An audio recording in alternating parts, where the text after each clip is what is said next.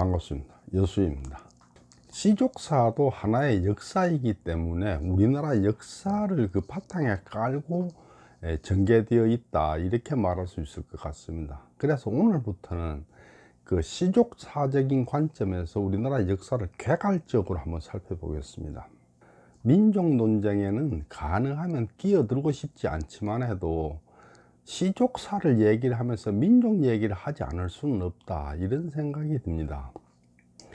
간혹 보면은 아주 유명한 그 저명인사가 방송에 나와서 그 민족주의를 부추기는 얘기를 하는 걸 볼 수가 있습니다.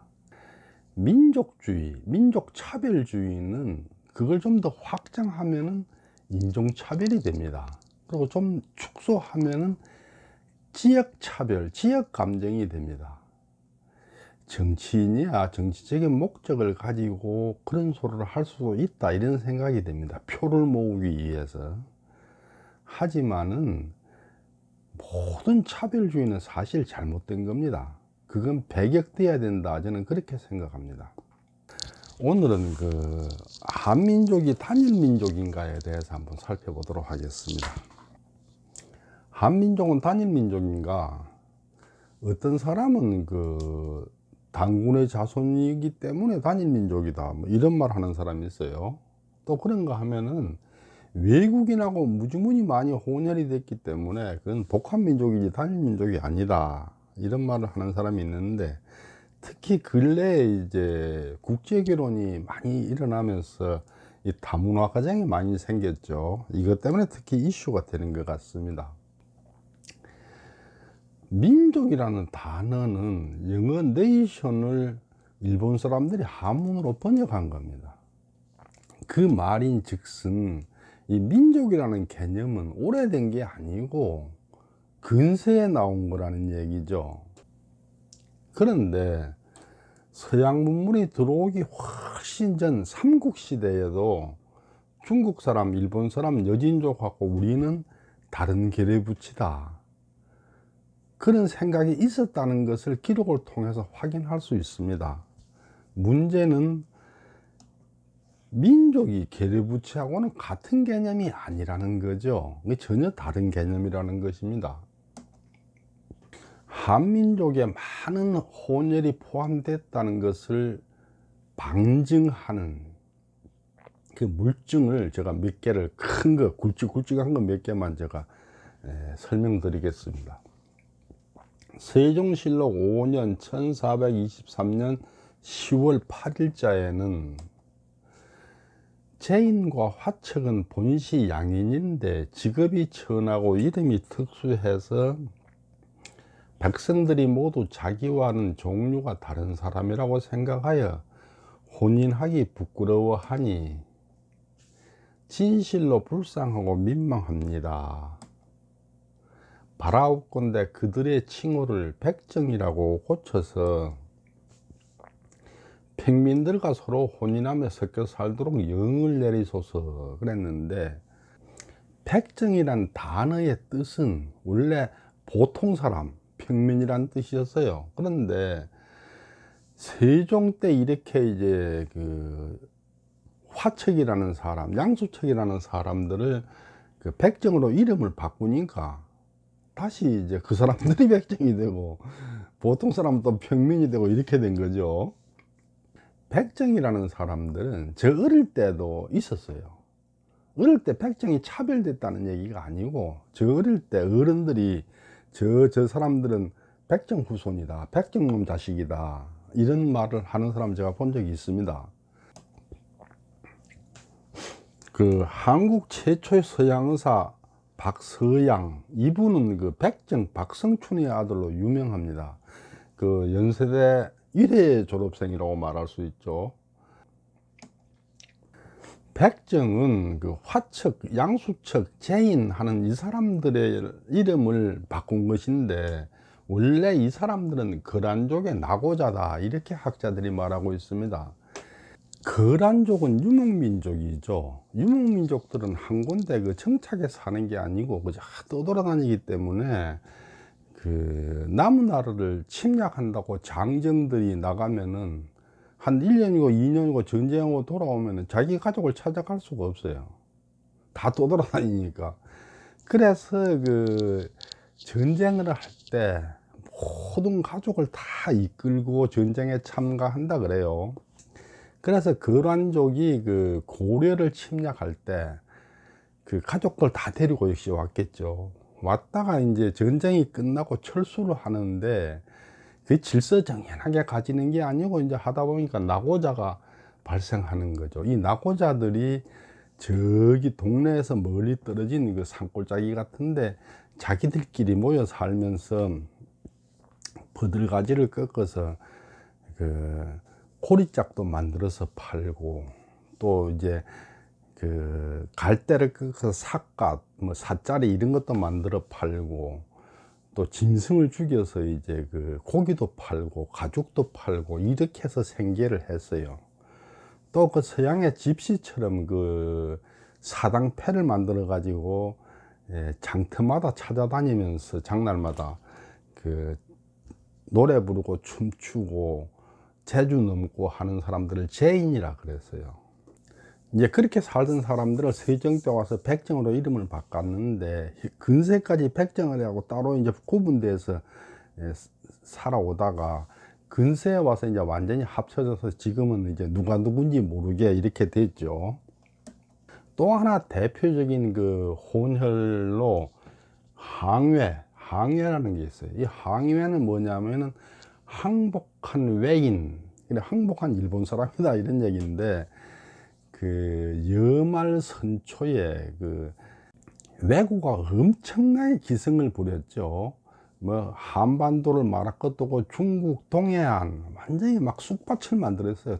그 중에 낙오를 한다든지 포로로 잡힌 사람들이 있어요. 아니면 항복을 한다든지, 이제 그런 사람은 항해 이랬는데, 포로로 잡혀가지고도 뭐 항복 안 하면은 그건 죽이죠. 근데 이제 그 잡혀가지고 항복한 사람을 항해라 그러고, 또 임진왜란 때 쳐들어왔다가 항복한 왜군, 이걸 이제 항해라 그러는데, 그 대표적인 사람으로 외장, 그 사야가라는 외장이 있었어요. 이 외장은 꽤 지위가 높은 장군이었는데, 이제 항복을 해와서 조선군 편에 서서 싸우니까 사성을 해줬어요. 김해 김씨로. 그래가지고 이름을 김충선이라고 지어서 선조가 내려줬어요. 그래서 김충선은 사성 김해 김씨의 시조가 됐어요. 지금 현재 사성 김해 김씨는 일본인의 후손이다 이런 얘기가 되죠. 그래서 대구 달성군에 그 녹동서원이라고 서원을 지어 놓고 김충선을 이렇게 배형을 해 놓고 있기도 해요.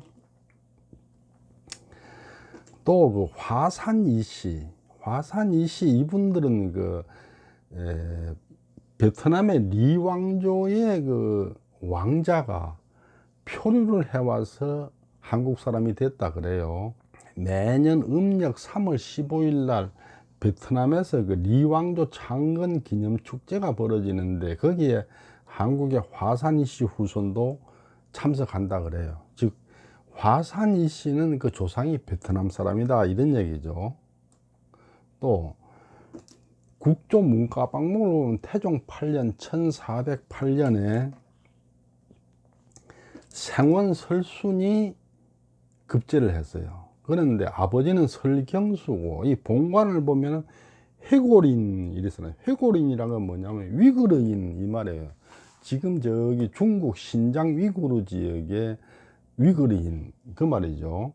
이제 뒤에 이 사람들이 본관을 경주 설치로 바꿔가지고 지금은 경주 설치라 그래요. 그러니까 경주 설치는 위그르인의 후손이다 이런 얘기가 되는 거죠. 세상에 순혈민족이 있을 수 있는가? 있을 수가 없는 거죠. 아무리 거기가 그 갈라파고스 같은 섬이라 하더라도 외국 사람하고 접촉이 생기면 무조건 되고 혼혈은 생기게 돼 있는 거예요. 따라서 순혈민족은 존재하지 않죠. 서양 사람들은 그 민족이라는 개념을 이 혈통보다는 종교로 가지고 얘기를 해요. 그러니까 유대교를 믿어야 그 사람이 유대인이에요. 이슬람을 믿어야 그 사람이 아랍인이에요. 거기는 그렇게 구분해요.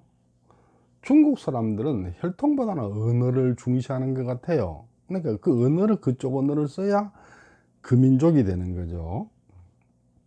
근데 유달리 그 한국 사람, 일본 사람은 민족하고 혈족을 혼동을 하고 있는 것 같아요. 표준 국어 사전을 찾아보면은 민족은 일정한 지역에서 오랜 세월 동안 공동 생활을 하면서 언어와 문화의 공통성에 기초해 역사적으로 형성된 사회 집단, 이렇게 정의가 나 있습니다. 여기서 언어와 문화의 공통성, 저게 민족을 같은 민족이다 아닌 민족이다 나누는 잣대다, 이런 얘기죠. 그다음 혈족은 같은 조상에서 갈려나온 친족이에요. 즉 조상이 같아야 같은 혈족이에요. 우리가 여기에서 하나 짚고 넘어갈 게 있는 게, 고구려의 후예로서 신라로 기부하고 발해의 후예로서 고려에 기부한 사람을 제외한 나머지 그 땅에 살던 사람, 그 사람들은 우리와 같은 민족이냐 아니냐, 이 잣대로 봐야 돼요.